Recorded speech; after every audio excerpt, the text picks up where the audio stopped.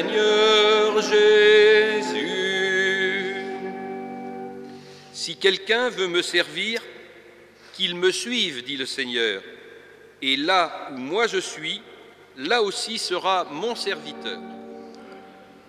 En ce temps-là, il y avait quelques Grecs parmi ceux qui étaient montés à Jérusalem pour adorer Dieu pendant la fête de Pâques.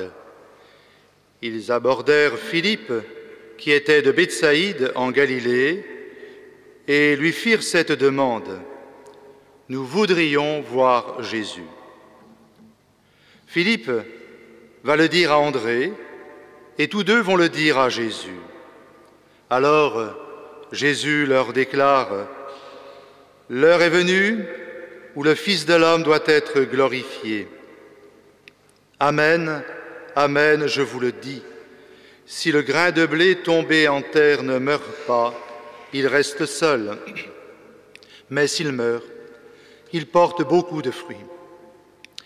Qui aime sa vie la perd, qui s'en détache en ce monde, la gardera pour la vie éternelle.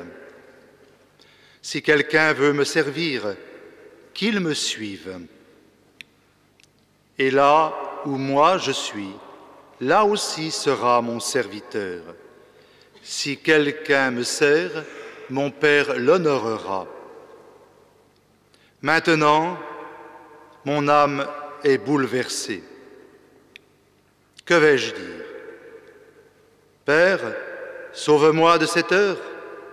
Mais non, c'est pour cela que je suis parvenu à cette heure-ci. Père, glorifie ton nom.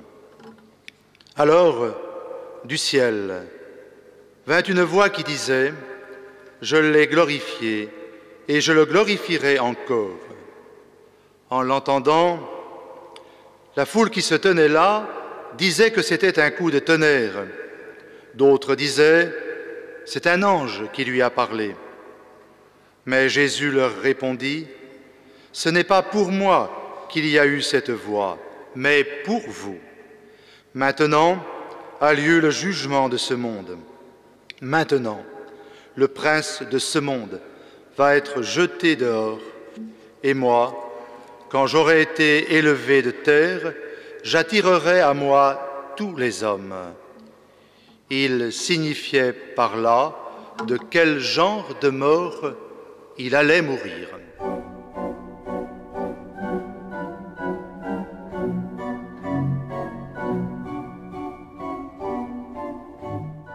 Ce qui est bien dans l'Évangile,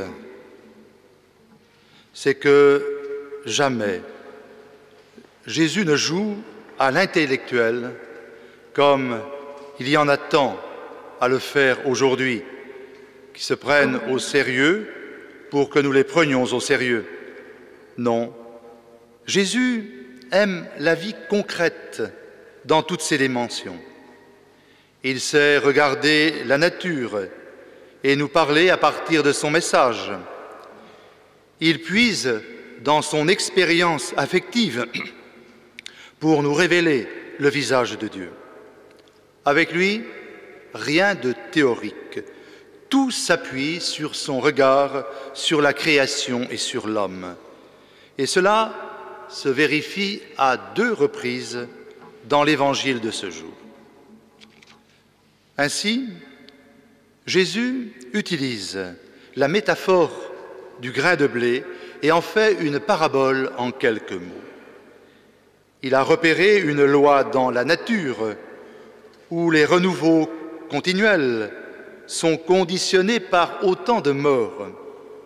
La nature doit passer par le dépouillement de l'hiver pour renaître au printemps. Puis Jésus en vient à une expérience personnelle, affective, la relation d'un père et d'un fils. Il commence par nous faire une confidence qui ne peut que nous toucher. Maintenant, mon âme est bouleversée. Comme tout être humain, Jésus est affronté au drame et au mystère de la mort. Dans la page qui précède cet évangile, il est bouleversé par la mort de son ami Lazare et la douleur qui se manifeste parmi ses proches.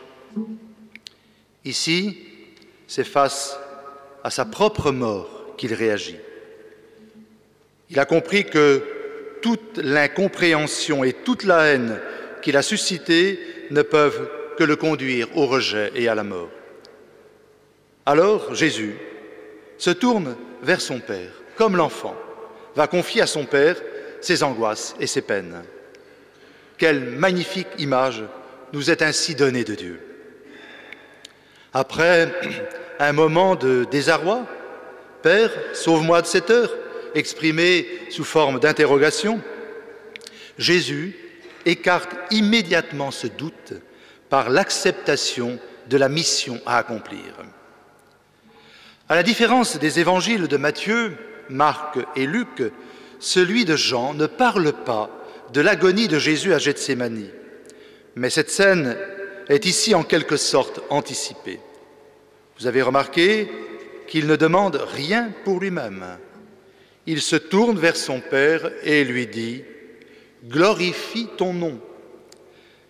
C'est précisément cette abnégation de Jésus, à l'image du grain de blé enfoui en terre et portant beaucoup de fruits, qui lui vaut cette réponse du Père « Je l'ai glorifié et je le glorifierai encore ». La volonté du Fils et celle du Père se rejoignent. Leurs regards sont devenus transparents, comme le regard de complicité et d'amour d'un enfant avec son père ou avec sa mère.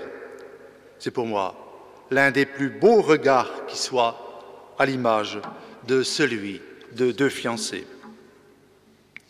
Le regard de Jésus et de son Père est comme un arc d'alliance à jamais tracé entre ciel et terre. Dieu n'a pas voulu d'autre mot que celui d'alliance pour exprimer sa relation avec nous. Relisez toute la Bible et vous verrez que c'est l'un des mots clés depuis celle conclue après le déluge jusqu'à celle du Sinaï. Mais cette alliance est du fait de l'homme, souvent remise en cause, parfois bien fragile à l'image de nos alliances humaines. C'est pourquoi il faut accueillir avec joie et action de grâce la prophétie de Jérémie qui ouvrait la première lecture. « Je conclurai une alliance nouvelle ». Cette prophétie de Jérémie est le seul texte de l'Ancien Testament qui nous parle d'alliance nouvelle. Et elle est capitale parce qu'elle introduit un changement radical dans les relations entre Dieu et les fils d'Israël. Depuis l'épisode du veau d'or, l'alliance entre Dieu et son peuple avait connu de multiples ruptures du fait des infidélités du peuple. Par la bouche du prophète, Dieu offre quelque chose de radicalement nouveau. La loi, désormais, ne sera plus écrite sur des pierres ou dans des livres, mais dans le cœur de chaque homme. Chacun aura une connaissance directe et personnelle du Seigneur, c'est ce qui nous est dit. Les intermédiaires passeront au second plan, voire disparaîtront. Cette prophétie de la Nouvelle Alliance trouve sa réalisation plénière dans le Christ, qui, par sa mort et sa résurrection, inaugure le temps de la grâce. Oui, comme aime à le rappeler notre pape François, nous sommes entrés avec le Christ dans le temps de la miséricorde. Et qu'est-ce que la miséricorde? Sinon la grâce de Dieu, qui vient nous libérer de toutes nos entraves, de toutes nos fautes. Cette grâce est toujours offerte. Elle n'est pas un commencement, mais un appel. Pour vivre cela, nous avons tous du chemin à faire. Même les plus grands saints en étaient convaincus pendant leur vie terrestre.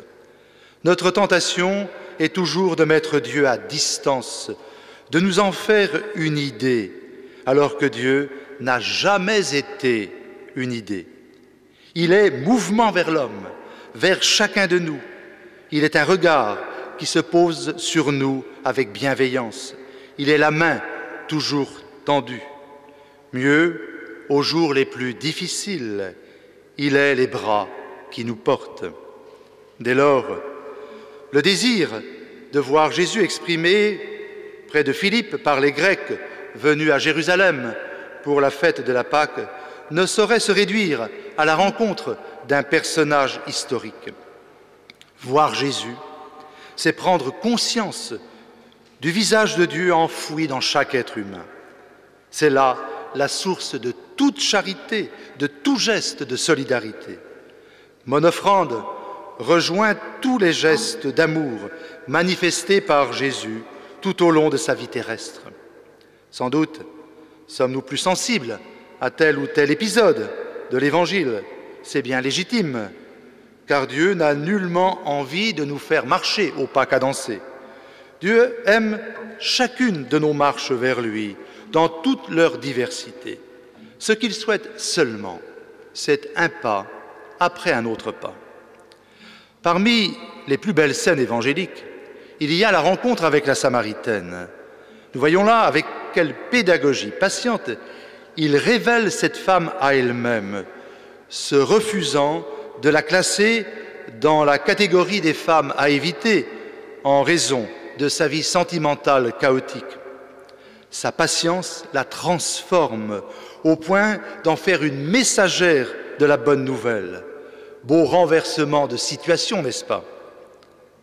Avec la Semaine Sainte, que nous commencerons dimanche prochain, nous allons suivre le crucifié du Golgotha pour le reconnaître dans tous les humains qui souffrent. Voir Jésus, c'est au fond entendre sa parole au plus profond de nos cœurs et son invitation à le suivre. Aussi, à l'occasion de cette Eucharistie, comment ne pas rendre grâce pour tous ceux et celles qui, d'une manière ou d'une autre, nous ont conduits vers lui. Parmi tout ce que nous avons reçu, c'est bien le trésor le plus précieux.